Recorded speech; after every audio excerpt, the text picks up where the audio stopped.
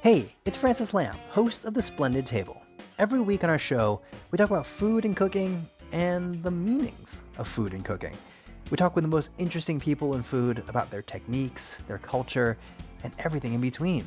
Whether it's about how fried chicken took over the world or how Instagram changes the way people are actually eating.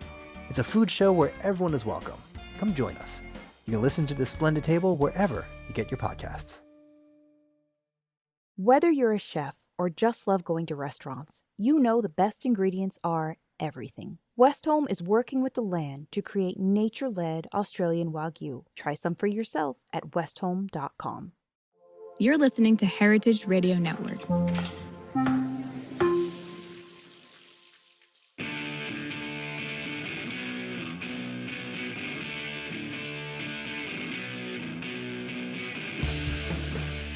This is What Doesn't Kill You, Food Industry Insights. I'm your host, Katie Kiefer, and my number one favorite guest, Keith Schneider, is joining me today.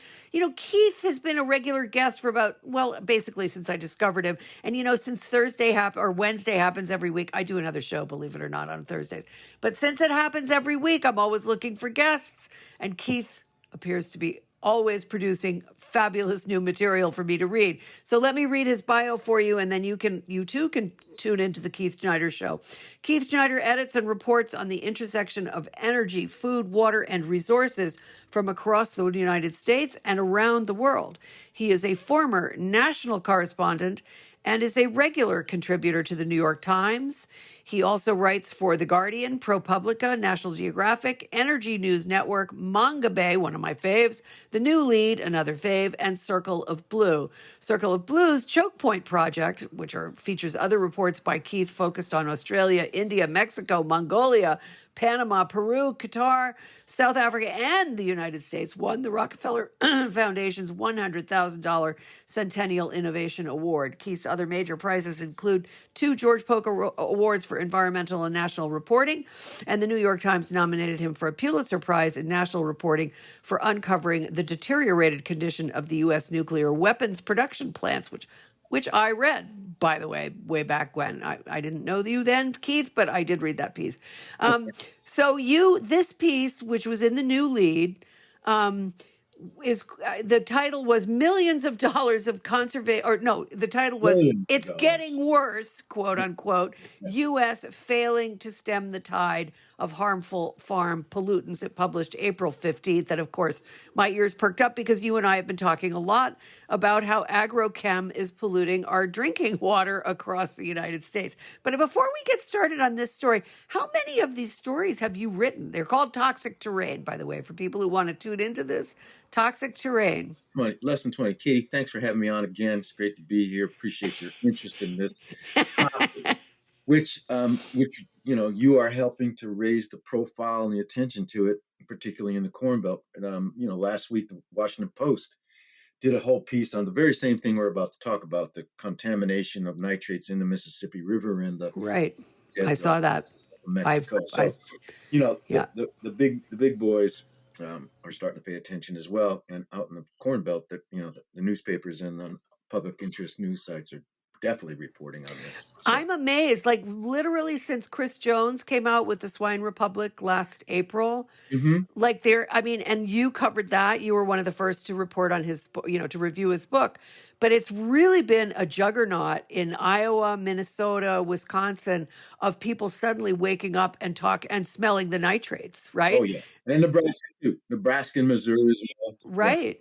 Yeah. I mean, all of these Corn Belt states are suddenly, I don't know why it took them this long, but they're suddenly realizing that, their governments have not been protecting their best interests. We haven't had a slate of media interest like there has been over the last year or two. And I think you and me and others can take credit for that. I mean, there is a sustained, persistent, investigative reporting that's being done on the causes and consequences of the worst pollution problem in the country, which is agricultural pollution. Yeah. Right, right. People, I say this a lot, but I mean, people don't recognize that of all of the industries, and let's make no mistake, farming as we practice it in the United States is largely an industrial endeavor. Every other industrial entity in this country has regulations about their effluent, their smoke, their whatever their polluting thing is. And the only one that does not have any regulations is farming. Right. And here we are where we are. So let's get right into this business of the conservation practices, because as I mentioned to you before, I'm on the board of something called the Southern Rhode Island Conservation District, and conservation districts are operating throughout the United States. They were established by FDR after the Dust Bowl, and the idea was to send a slate of citizen scientists basically out to farms and, forests, land owners, and so on, to help them manage their land more effectively, whether it's getting a better yield or whether it's protecting their water sources from pollution. And so we are heavily indoctrinated into the concepts of conservation steward practices, the EQIP program, which gives farmers access to technical assistance and equipment that they might not normally have that would help them conserve their soil and water more effectively. So your article makes the point that the USDA has invested really heavily in supporting these conservation practices. And that includes like no-till and everything. And I wondered if you could tell us, like, besides the conservation stewardship program, EQIP, what else is there that farmers should be doing, but maybe aren't necessarily doing? Well, there's a rural stewardship program as well. The big ones are EQIP, as you note, and the conservation stewardship. There's a conservation reserve program that takes agriculture land out of production. Farmers get paid annually. They sign contracts for a 5-year contract, 10-year contract for that at $325 an acre for not to plant. There's a few others, but the big ones are the ones that you just said. So the point is that the USDA spends now $6 billion a year. Citizens spend $6 billion a year on what we now know as conservation programs. Right. And they do a lot of things, but one of the most important things that they're supposed to be doing is to impede the flow of nutrients, both nitrates and phosphorus, into surface and groundwater. Right. Right. And the United States Department of Agriculture, with the Environmental Protection Agency, with state environmental agencies, with citizen groups, with foundations, with regional agencies, has built a system of protection supposed to protect major water sources. So one is the Gulf of Mexico, one is the Chesapeake Bay, one is Sure. Lake Champlain in Vermont, one is Lake Okeechobee in Florida. Right. And all of these places have these now decades old programs to stem the nutrient pollution in order to curb or end toxic algae blooms and other kinds of pollution that are harming water quality and killing wildlife, right? Particularly waterborne wildlife. Right. None of them are working. And none of them are working because the major solution offered by government is these conservation programs, because most of the pollution, almost all of it, is from agriculture. So in the Mississippi region, in the Mississippi River Basin, in the Gulf of Mexico, the EPA, which leads these big collaborative programs on curing pollution, has spent billions to cure it. And they've done it two ways. One is they've offered these conservation programs to agriculture, and the other is they've spent a boatload of money, billions to improve wastewater management, particularly in municipal wastewater treatment systems. So a lot of money has been spent in the Chesapeake, in the Mississippi Basin, Lake Okeechobee, Lake Champlain, to cure what is called point sources. That is pollution that comes out of a pipe. Right. Well, they've diminished. They've significantly diminished those discharges. So agriculture is left as the cause of 80 or 90% of this problem, and there is no other remedy that the government can offer to solve this other than conservation programs, which don't work because not enough farmers apply for them and use them.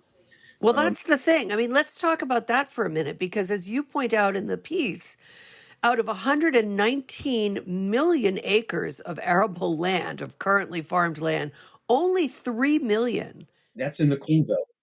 That's Corn Belt. in the Corn Belt, right? That's what I'm saying.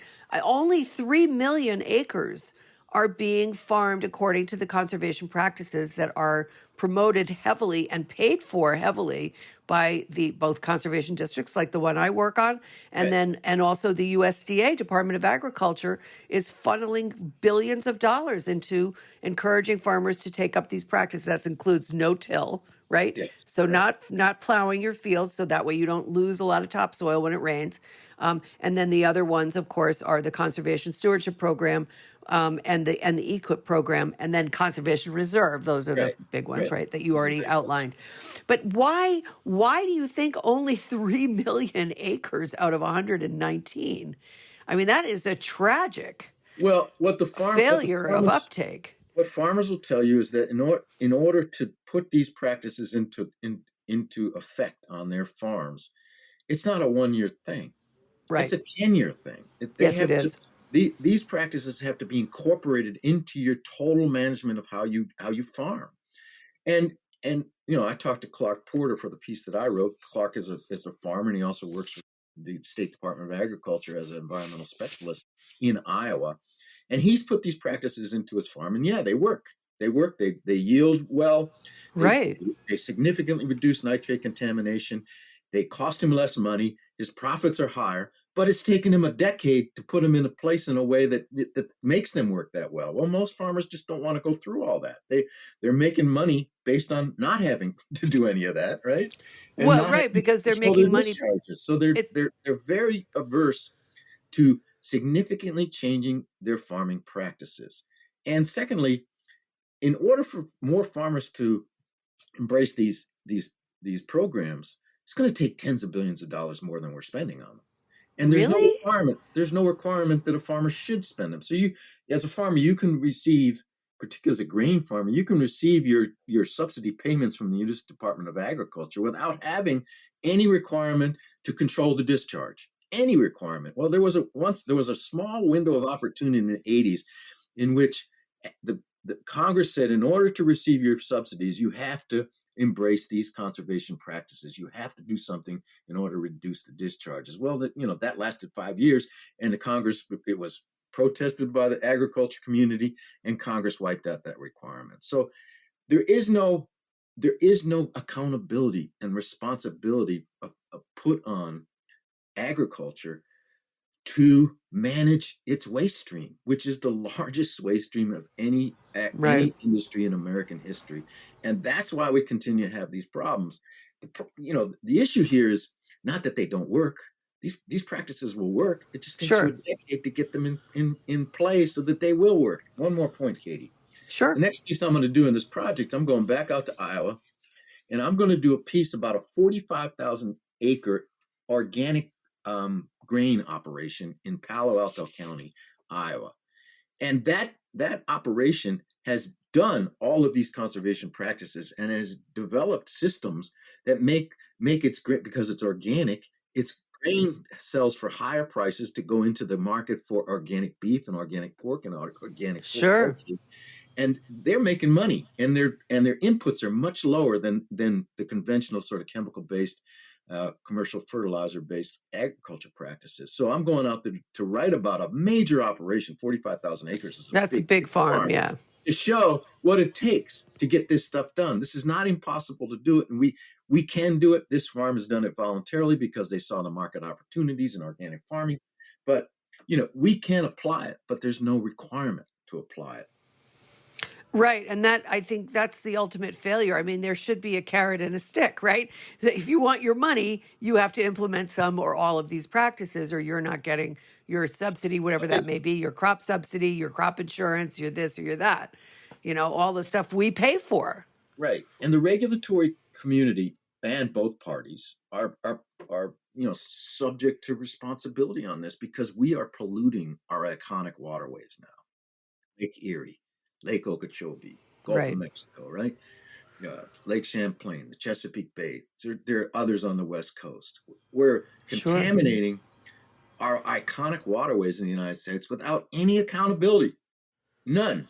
I mean, Right. if Exxon can't do this, right? U.S. Steel can't do this. Right. Dow DuPont. I mean, they DuPont, tried. yeah, exactly. They can't do this, but the agriculture industry, which is now, basically overseen by, less than 100 major monopoly corporations, has the power in Congress and the state level and the local level to just hold off any action to change the system. Well, the system needs to be changed because it's very vulnerable, as we're seeing. Our industrial agriculture system not only pollutes like mad, but Yeah. it also has, now we're seeing revealed, it's subject to pandemic, the viruses like the avian flu, which is now in the dairy Sure. industry, which, PRRS, which is in the hog industry. It's subject to very significant human health consequences. We've talked about that. Nitrate pollution, which is maybe linked, which is clearly appears to be linked to, cancer emergency that's emerged in Iowa and Minnesota and in Nebraska.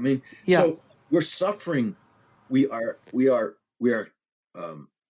being subject to the consequences, very, very serious consequences of an industrial sector that has basically no oversight, no accountability, no responsibility. And in Congress right now, they're talking about a new farm bill, right? To Oh, pour yeah. things more into agriculture, right? To encourage higher amounts of corn, more manure for methane. Well, You know, more corn so we can start fueling our jet planes with corn, right? I mean, isn't the idea that and I think we're going to prop up the corn industry, which we've made to grow by, I don't know, some exponential number right. because of ethanol. And now, as people are moving to electric cars or hybrid engines, now they want to put ethanol into aviation fuel. So there's no end in sight to what What, this and, juggernaut is going to. and we do not have, the Environmental Defense Fund, and NRDC, Natural Resources Defense Council, other major environmental groups that are weighing in here in any kind of way. And it's those groups that in the 70s, 69, put in place the National Environmental Policy Act. It's the fundamental law that underlies all of our major environmental statutes: clean water, clean air, endangered species, all of it. The National Environmental Policy Act requires any major federal action to be analyzed with an environmental impact statement or an environmental assessment. And in 2021 and 2022, Congress and the Biden administration passed the Infrastructure Law and passed the Inflation Reduction Act. Right. Both of those laws poured tens of billions of dollars into agriculture to push agriculture closer to the center of American energy production. More ethanol from corn, more Right. methane from manure, right? Yes, I'm afraid true. This is the most significant transition, leverage point, pivot point in U.S. agriculture since Earl Butz in the early 70s, Secretary of Agriculture for Richard Nixon, encouraged farmers to plant fence row to fence row in order to dominate Get big or get out. right, to dominate global export markets. Well, what happened in 2021 and 22 was the most significant pivot in agriculture since then. And it's bringing on more pollution. No requirement for an EIS to look at what the consequences of that. No requirement for an environmental assessment to look at the consequences of it. And no word, not even a demand from any major environmental group, nevertheless the media. I mean, you and I are making this case, right? Right. Will it change? It needs more attention. It needs more people digging into this in a way that you and I are digging into this, which is great, which is why I'm so, happy that you're doing this. Oh, well, thank you. I'm so happy that you're doing what you're doing, Keith, because all I do is amplify what you're doing, which is much more important. So, Chris Jones, you mentioned Chris Jones. I broke the Chris Jones story. I thought it was really important, and it became a big, important story out in the Corn Belt. And he's doing wonders with his book. He was just named the most important book by the U.S. Library of Congress. Named how great! Most important book that came out of Iowa last year. Wow! And he's speaking all the time, and he's fearless. And there's others: Sylvia Secchi at the University of Iowa. David Swartney at the University of Iowa. Eugene Turner, who is Robert Leonard is another one who's got a great Substack going. Yeah, Art Cullen, Oh, yeah. woman, who has a newspaper out in Iowa. So there's more attention to this. There's people that are writing about this, and at some point, Big Ag is going to squeal. I've been waiting for it. But they haven't yet. At some point, they're going to squeal. Well, I think they feel like they're so big that they can't, it's like we just watched that movie by Ruffalo last night, Mark Ruffalo's movie Dark Waters, about the, Rob Pollitt's fight with Dow DuPont. And I just thought to myself, they managed to drag that over, I don't know, almost 20 years. And by the time he actually got any money out of him, half of the people that he was suing for had already died of cancer. And I really feel like a movie like that was powerful, but it was a drop. And, unless there are more of those stories being told, people, it's like we had Aaron Brockovich, and everybody was all up in arms about, that whole environmental story. And then people forgot about it. And they acted like these corporations are lily white and all they're doing is supporting a town. Yeah, but the current context is different now. I think so. I do feel as if definite change. We have multiple meta narratives emerging now from U.S. agriculture. One is the pandemics that are emerging out of industrial poultry, hog, and dairy farming. True. We have a virus that's now loose, the avian flu that's loose in the poultry industry, shifted over to the dairy industry. It's going to shift again now. Sure. God forbid that it shifts into human health. If it shifts into pigs, it'll shift right into humans. Well, no question. Saying, that's one meta narrative. So yep. There's a really big public health menace that's building and has been building for the last year and a half in our confined animal agriculture. How we raise our food, our meats, meats, right? And eggs. The second piece is the human cancers that have developed very quickly since 2013. While the U.S. Cancer incidence, the national cancer incidence, was falling very suddenly in 2012 and 2013 in the Corn Belt. Of the 15 states with the highest cancer incidence, 5 of them are in the Corn Belt, led by Iowa, which has the second highest cancer incidence in the country. Right. And 4 of the counties with the highest cancer incidence, one is in Iowa, number 2, Palo Alto, 2 others are in Nebraska, 3 others in Nebraska. So we have a cancer, so that's a second meta narrative. And the third one has been around a long time, when we're discussing here, which is water pollution, which is where people are gaining more attention to it, more information about it. And right now, Iowa and the whole Corn Belt is experiencing a massive nitrate drain into the Mississippi River because that region had been in drought, and all that nitrogen that had been poured on those fields from commercial fertilizer and from manure sat there because they didn't drain out of the soils. Well, now heavy rains are occurring in that area, and all that nitrate is pouring into those streams, out of the drains, into the streams, into the Mississippi. So the Gulf Dead Zone, which has been shrinking because of the drought, is about to get much bigger this year. Well, we're going to stop right there and take a quick break for a sponsor drop, but I want to go back to the dead zone because that's a big part of this story. So stay tuned, people. We'll be right back. Whether you're a chef or just love going to restaurants, you know the best ingredients are everything, especially when it comes to beef. In Northern Australia, there's a different approach to raising high-quality beef. Westholme, based in Queensland and Northern Territory, is working with the land to create nature-led Australian Wagyu. Westholme stewards 16 million acres of rangeland, guided by their natural ecosystems. They're led by a belief that if they balance the needs of their cattle with the needs of the environment, both can thrive. Westholme's team of rangelands experts and nature managers use a variety of tools to monitor and respond to the welfare of the environment, like satellites that address grass health and on-the-ground research. Cattle are happier when they have the freedom to forage and explore, so Westholme ensures that they can roam wild, foraging at will for the first 2 to 3 years of their lives. Their cows graze on native grasses like Mitchell grass, which is only found in Australia, along with dozens of other plants, herbs, and seasonal legumes.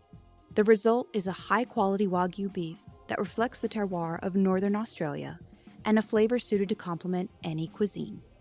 Westholme believes that when nature leads, flavor follows. Learn more at westhome.com. Okay, so before we get deep into the dead zone, first of all, the dead zone refers to an area in the Gulf of Mexico that fluctuates between 3 and 6,000 square miles, correct? Yeah, and it's been up to 9,000 square miles. Oh, is that right? Wow. And Peak. it's what it means is that all of this fertilizer, nitrate and phosphorus, draining down through the Mississippi River Delta into the Gulf of Mexico, which is one of America's primary fisheries, let's remember. And it essentially robs the area of oxygen so that fish cannot survive in that area. Is that correct? It gives rise to algae that then bloom and that bloom, and then when they die, they rob the water of oxygen, and it kills any kind of aquatic life that's in it. It can also kill people and dogs too, by the way. I mean, anything that drinks that water with this that is polluted with cyanobacteria, which is what that blue-green algae is.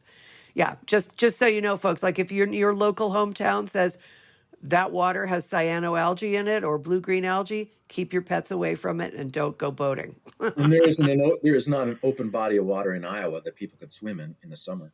Is that right? I mean, there is not a untainted beach in Iowa in the summer, and the thing is that the tolerance for that is amazing to me. I agree. That's what I find incredible is that these towns and states, where they have to, for example, buy their water to drink and cook with because their local water is so polluted with agrochemicals. And I was reporting on this 10 years ago or more in Kansas, whole towns that they have to buy, and they're not subsidized. Yeah. Nobody's paying for their water. The townspeople themselves, because their wastewater treatment plant is not up to the job, just the way, Bill Stowe's waterworks in Des Moines couldn't deal with the Raccoon River. Same thing in these various towns and all throughout the Corn Belt. But I want to talk more about so in 1998, the Harmful Algal Bloom and Hypoxia Research and Control Act was passed. Right. So in other words, they were observing the dead zone in the Gulf of Mexico at least by 98. So we're talking 26 years ago. Right. Why hasn't anything happened? I mean, what, they just passed this and then whatever, we did the right thing and who cares what happens now? I mean, the strategy, makes sense if you have the solution that works, right? So the strategy was to establish these great big planning groups, right? These and spending groups that one is in the Mississippi Basin, and one is in Lake Okeechobee, one is in the Chesapeake Bay. We've talked about that. And so the hypoxia zone was designed to provide sort of a framework for dealing with these problems of nutrient runoff and the consequences in the water. So the government strategy has been threefold. One, science. So it's a lot of money has been spent on science to identify the sources, right, and identify the consequences. So we have now in the summer these news events in which scientists announce how big the hypoxic zone is going to be in the Gulf of Mexico, how big the algae bloom is going to be in Lake Erie, what it's going to look like in it. So that's become so you have scientists predicting what's going to happen. The second thing is convening. So there's money in this from foundations and from the government to convene, so the states and the feds and the foundations and the NGOs and local government officials and state officials, they gather regularly. There's a whole community of algae fighters, toxic algae fighters all over the country. And they convene. But the third piece of the third leg on the stool is actually to do something about it, to stop it from happening. Well, that is we're not able to get there. And we've talked about that. We can't get there because the biggest problem is agriculture. And these folks are not ready to regulate, to really step on agriculture in a way to force both the confined animal operations and the big crop farms from responsibly managing their waste streams. And I've said this time and again now during interviews is, look, these are major billion-dollar operations. Yeah. These farms are multi-million-dollar operations. They can afford to better manage their waste streams. Oh, sure. They're not 200-acre, 20-cow operations. They're major corporate industrialized operations. Absolutely. And it's not sound policy in any way to say, okay, you know, major cattle producer, major hog producer, Smithfield, you know, multi-billion-dollar corporation, not even owned by a United States company, you can get away with this. We're going to let you pollute at will. And if there was responsible discharge management, they would have to operate differently. They wouldn't be able to operate in the indiscriminate way that they're operating now. And they can't then say, we're feeding the world, because they're not feeding the world, right? They're Right. providing ethanol for vehicles. Yeah, right. Well, I mean, the very interesting thing about this is, as we've discussed in a previous interview, is that, you know, the big animal aggregators are going towards the biodigesters as if that's the holy grail.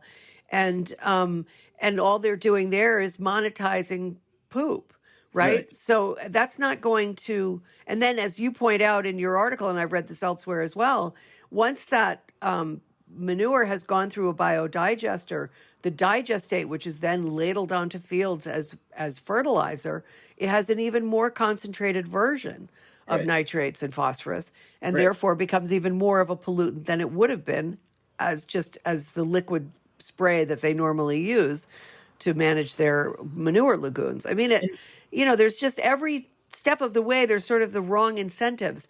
So instead of making a multi-million-dollar corporation with thousands of acres of land, manage their point source pollution by reducing what they put on their fields, they don't have any, there's no incentive to do that, but there's an incentive to make digestate out of manure solids, right?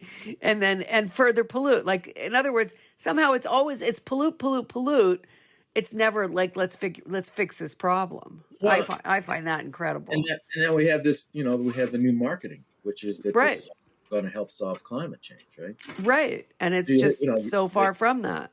The justification for the biodigesters is that somehow it will reduce the amount of methane that's coming from confined animal feeding operations. Which it might. I mean, that could definitely happen. It's not going to have any effect. It could make it worse, because, the fun fact in all that is that 70% of the methane in a big industrial operation comes from the manure, from the storage of the manure, the production of the manure coming out of the cow. Right.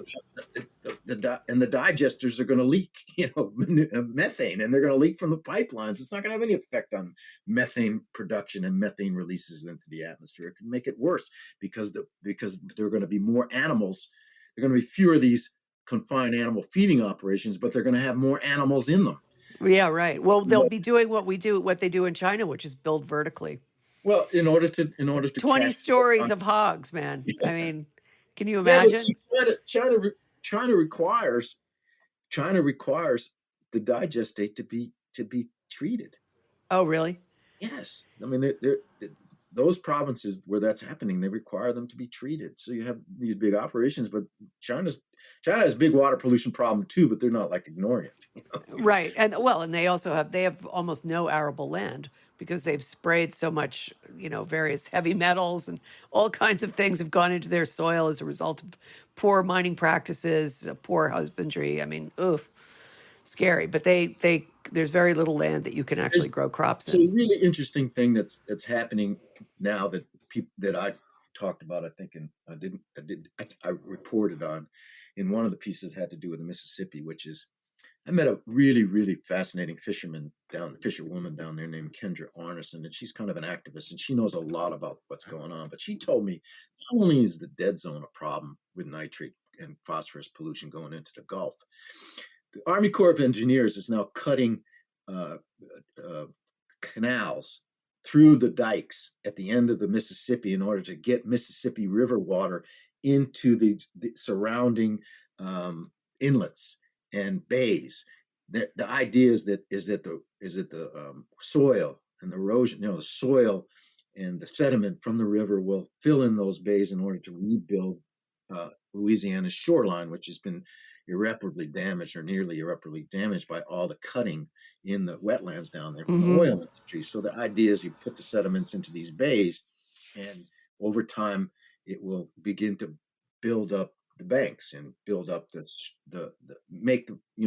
move the shoreline further out into the ocean and So preserve that shoreline. reestablish their wetlands, in other Right. words. Well, yeah, reestablish the shorelines. Well, she told me the problem with that is that there's so much nitrate in the Mississippi River water that it's encouraging the plants that are already in the bays, where most of the fish come from, where they're, the larvae are bred and they grow larger and they move out into the open waters.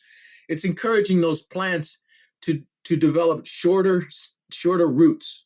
They don't have to have their roots as deep into the muck because they can get their nutrients from the water, so they have shorter roots. And what's happening is in any storm down there, all that plant life is getting ripped out, which is making the shoreline erosion worse. Oh my and God. It's damaging the fishery. So there's that other problem with how the government is working at cross purposes. Not only is it ineffective in controlling the Gulf, dead zone, but it's making the erosion problem worse as they're trying to increase, improve the shoreline. So I don't, I just, you do this reporting and you wonder who is in charge. The agencies are working at cross purposes with each other. It does seem strange that not only do the agencies work at cross purposes, but it's also true that the amount of information generated by our many, wonderful scientists and agronomists in this country doesn't seem to get funneled into the people who are actually legislating, whether it's at the state or the federal level. It's like there is a huge knowledge gap between what is actually happening and what they are being told should happen. Which I find inexplicable. I mean, I recently went down to DC to encourage our elected officials to support conservation practices. Speaking of spending more money on this stuff.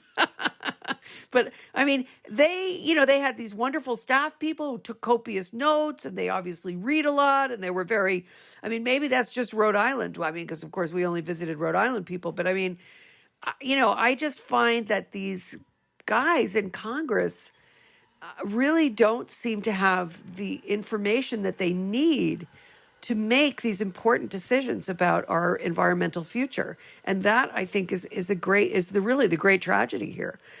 How could we make our elected officials more responsive to current developments and new insights into the science behind what will help us mitigate climate disruption? God. That was a mouthful. Sorry about that. If I had the answer to that, maybe I'd get elected to something. I don't know. You're too much of a subversive, Keith. The zeitgeist, the political zeitgeist of our era is that you ought not to shake up the boat too much, not rock the boat too much. I guess the consequences of speaking out, as a government employee are severe if you're saying the wrong thing. So the kinds of heroic decisions that we were able to make, or we as a nation were able to make, 40 years ago, are not possible today. That the systems are just too strong, moving in one direction. They're not capable of moving in multiple directions, and multiple directions are what's needed to solve these huge systemic problems. And agriculture to me seems like a really easy target to regulate.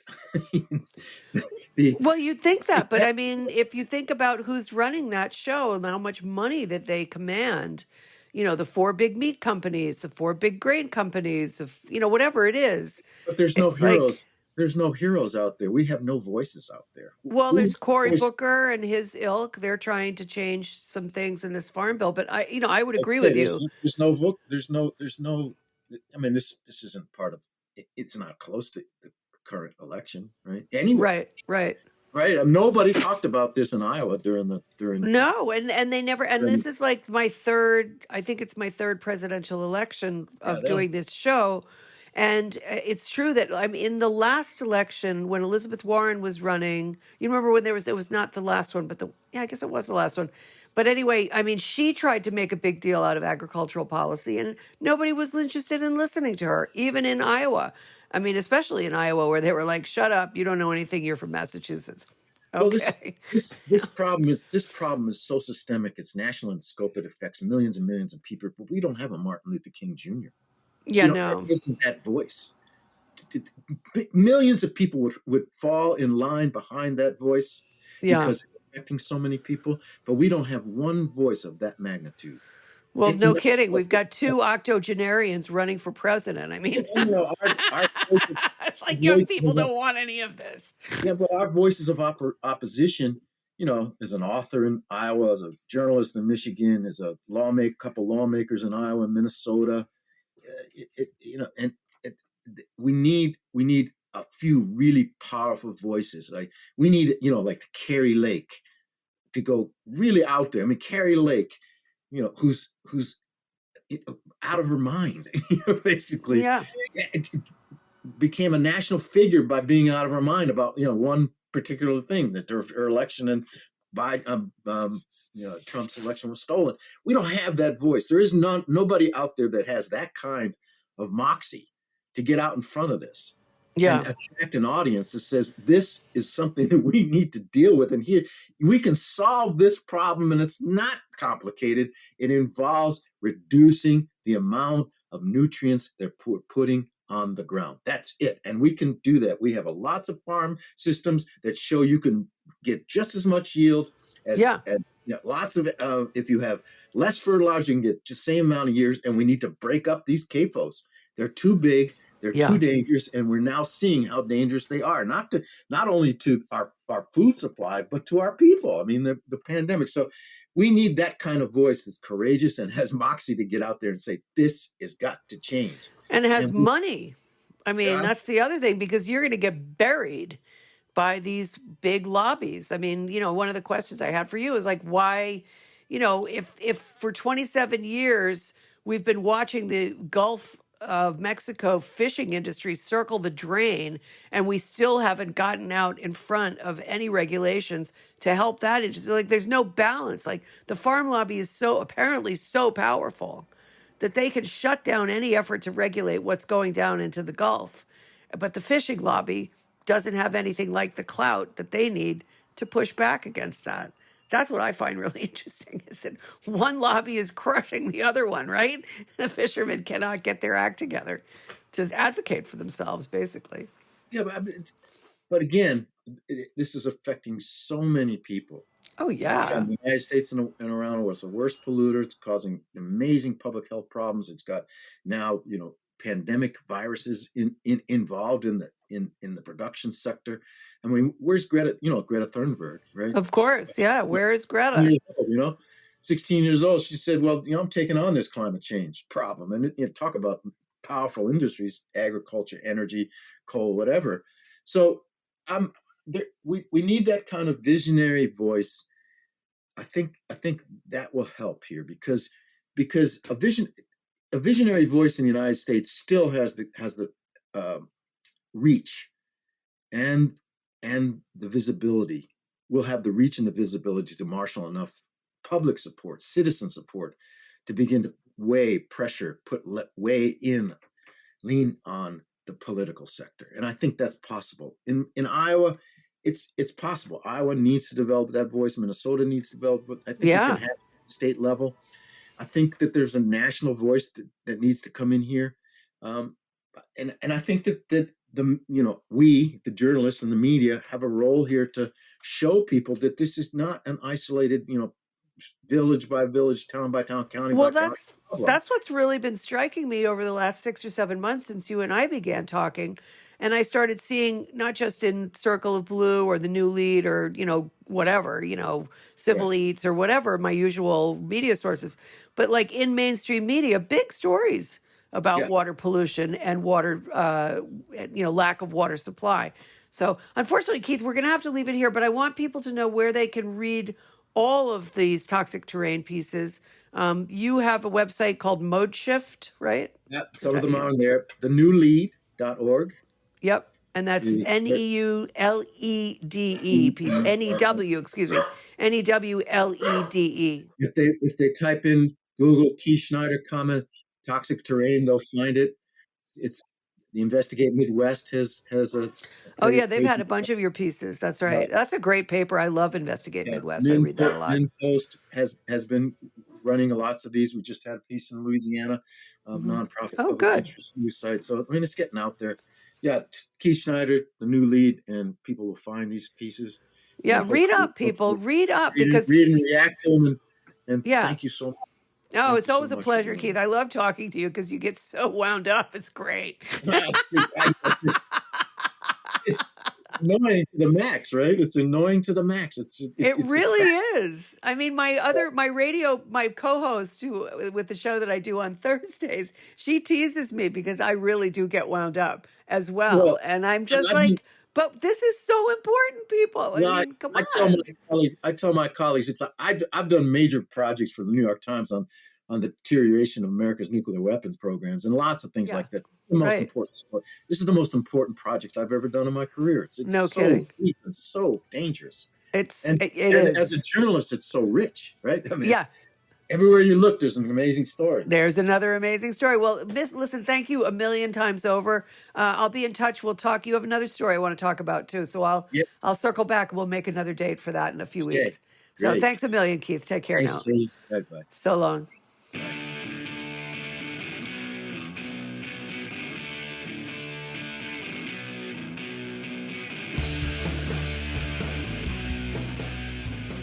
What Doesn't Kill You, Food Industry Insights, is powered by Simplecast. Thanks for listening to Heritage Radio Network, food radio supported by you. Keep in touch at heritageradionetwork.org/subscribe. Craft cocktails, from the classics to zero-proof drinks, are all around us. But what if we told you that craft cocktails are actually a relatively recent addition to the culinary scene? My name is Toni Tipton-Martin, and I'm the editor-in-chief of Cook's Country at America's Test Kitchen. I want to introduce you to a podcast mini-series I'm hosting called 100 Proof, The Journey of the American Cocktail. Over 6 episodes, we'll look at how mixed drinks offer us a window into what was happening in America during the dawn of the cocktail. We'll then take you to the present day to contemplate what forces led to our modern cocktail renaissance. And along the way, we'll of course be sharing cocktail recipes with you. Subscribe to Proof from America's Test Kitchen so you won't miss the first episode. It drops on Thursday, May 23rd. Again, that's Proof, Proof, from America's Test Kitchen. Cheers.